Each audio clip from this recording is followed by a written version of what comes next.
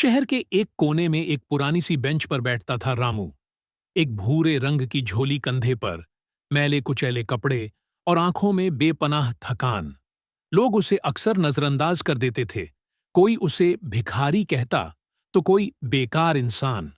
हर सुबह वह bus stand के पास बैठ जाता, अपनी छोटी सी कटोरी सामने रखकर, उम्मीद करता कि कोई उस पर दया कर दे और कुछ सिक्के उसमें डाल दे। लेकिन रामू सिर्फ भीख मांगने नहीं आता था, वो लोगों से बातें भी करता था।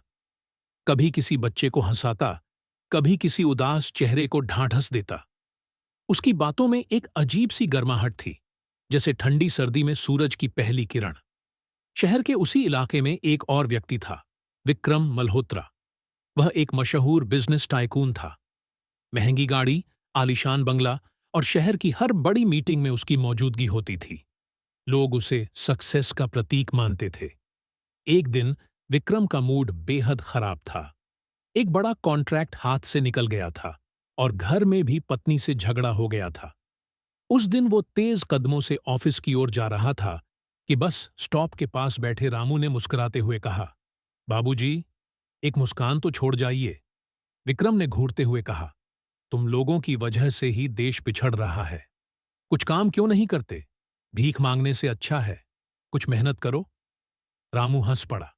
काम तो करता हूं बाबूजी, मुस्कान बांटता हूं। बड़े लोग अक्सर भूल जाते हैं कि मुस्कुराना भी एक काम होता है। विक्रम उसे बिना कुछ दिए चला गया, लेकिन उसकी बात उसके दिमाग में घूमती रही। रात को जब वो अपने आलीशान बिस्तर पर लेटा, तो रामू के शब्द कानों में गूंज रहे थे, मुस्कान भी एक काम होता है। अगले दिन अजीब सा कुछ हुआ। ऑफिस में एक नया क्लाइंट आया, जिसकी डील विक्रम को मिलनी थी, लेकिन बात नहीं बनी। क्लाइंट ने कहा, माफ कीजिए, आपकी कंपनी में वो अपनापन नहीं दिखता जो हम चाहते हैं। विक्रम सोच में पड़ गया। वो कामयाब था, लेकिन शायद लोगों से कटता जा रहा था। अगली सुबह उसने तय किया कि वो रामू से दोबारा मिलेगा। वो उसी बस स्टॉप पर पहुंचा और देखा कि रामू अब भी वहीं बैठा है, वैसे ही मुस्कुराता हुआ। उसने पूछा, तुम इतनी मुश्किल जिंदगी जीकर भी हमेशा खुश कैसे रहते हो? रामू ने जवाब दिया, खुशियां चीजों से नहीं, इंसानों से मिलती हैं बाबूजी। मेरे पास ज्यादा कुछ नहीं है, पर जो है उसे बांटता हूं। जो बांटता है वो दौलतमंद होता है। विक्रम को जैसे एक आईना मिल गया। उसने उस दिन रामू के पास बैठकर चाय पी, लोगों को आते जाते देखा और महसूस किया कि असली जिंदगी क्या होती है। फिर कुछ दिनों बाद उसने एक नई पहल शुरू की, सुनो जरा नाम की एक सोशल कैंपेन। इस पहल के तहत उसकी कंपनी हर महीने शहर के गरीब, बेसहारा और बुजुर्गों के साथ समय बिताती, उनकी कहानियां सुनती, उन्हें छोटी छोटी खुशियां देती, जैसे गर्म कंबल, खाना, किताबें और सबसे बढ़कर इज्जत। रामू को उसने इस पहल का पहला खुशियों का एम्बेसडर बनाया। रामू अब भी वही बातें करता था, लेकिन अब उसकी आवाज और दूर तक सुनी जाने लगी। उसका चुटकुला सुनकर ऑफिस के बड़े बड़े अधिकारी हंसते थे और उसकी बातें छोटे बच्चों की आंखों में चमक ला देती थीं। एक दिन विक्रम ने रामू से कहा, तुमने मेरी जिंदगी बदल दी, दोस्त।